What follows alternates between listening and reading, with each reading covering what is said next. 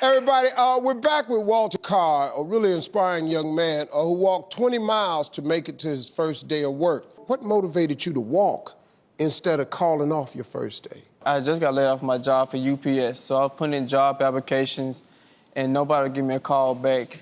And I was just like, somebody just give me that chance I can show them who I am. And the moving company called me and said, hey, you hired, and I was so grateful for that. My car broke down, my ride bailed on me, and I was thinking, I can get there. I got 2 legs and 2 feet. I have a way to get there. So I was supposed to be there at 7:45 in the morning. I left at 11:40 p.m. that night. At 4 o'clock in the morning, right before you get on the highway, I decided to take a 2-minute rest.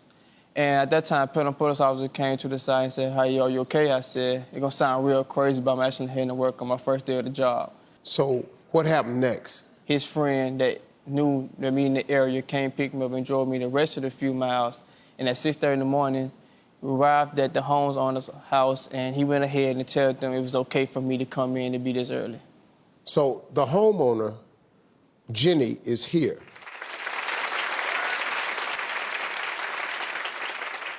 Okay, so you're the homeowner. What'd you think when you opened the door and you found out what had happened to Walter? To be honest, my eyes just fill with tears. At 6:30 in the morning to hear that story, you just loved him right away. I mean, he just a fine young man, you can tell. And, you know, being a mom, I knew he was tired. I said, hey, why don't you go on upstairs and just take a little rest before we start the move? And that way you can, you know, rest before your team comes. Wait a minute, hold up. You tell this kid to go upstairs in your house in a bedroom and rest. I did, because I knew he had to be tired. And he said, no, ma'am, I want to get started and help you guys move. Yeah. All right. So let's get to this part, folks. Luke Marklin, who happens to be the CEO of Bellhop Movers, was so impressed by Walter's determination that he wanted to personally thank him. Check it out. He's got everything he needs to be a bellhop. The one piece he's missing is like a way to get there. So this is my car. I'd like it to be your car.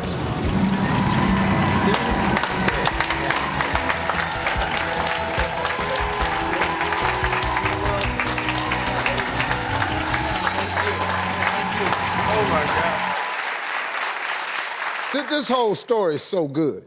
It's so good on so many levels. You know, first of all, young people, to find that type of grit and hustle in a young person today, Jenny was so inspired to help Walter out that she set up a GoFundMe for him. The goal was to reach $2,000. And they ended up collecting more than $90,000. Walter, what'd you do? I gave away $25,000 to Burnham Education Foundation that was in the high school. With that organization, gives high school students ready to go into college life and get ready for So us. you knew about this organization? Yes, I was in it in high school. Oh, you were in it? Yes, so they made me to be the Walter I am today. Really?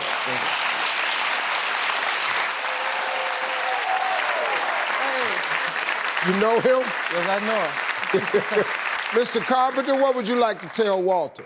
Well, Walter, you've inspired me, you've inspired thousands of people all over the world, and with your permission, we want to use the donation that you gave us to start the Walter Carr Award.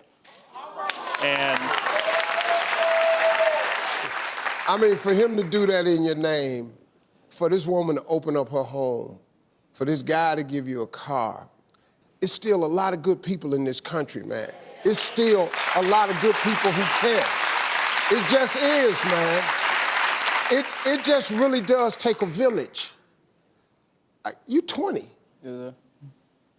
You ain't see this coming? No, sir, I didn't. And you my biggest idol. I always analyze you throughout my whole life. Every show, everything you do, I have always been there to watch. Hey, man, don't do this to me today.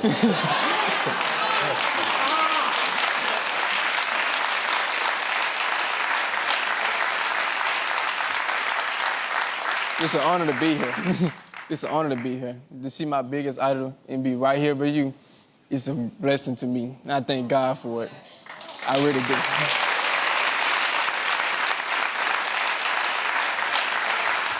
See, you know, man, what's crazy about this is if you're a spiritual person, you ain't missing this.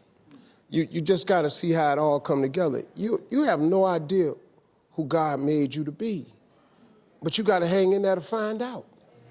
You can't give up. It's at your darkest moments he show up. He show up, he be shining, man. God show up. See, the color is all out of this story. This ain't a story about color. This is really the truth about who we are and who we supposed to be. It ain't supposed to be no, oh God, he can't come stay in my house. Who that little black man at the house? Call the police. The police, we keep hearing about how they don't pick us up. They do pick you up. The police will go get you something to eat. Every police ain't shooting us. We gotta start telling these stories, man, because these are stories that's got to get out, because it inspires other people. This is so crazy the way this happening. Who lets somebody they don't know come in their house and go upstairs and lay down? Who gives away a car?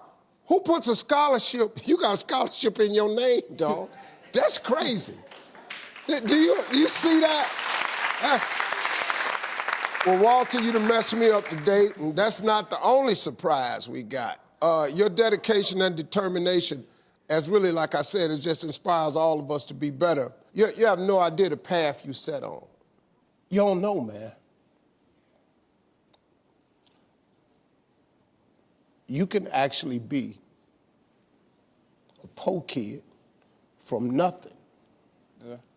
And because of God's grace and mercy, he can put you in places you never, ever thought you'd be.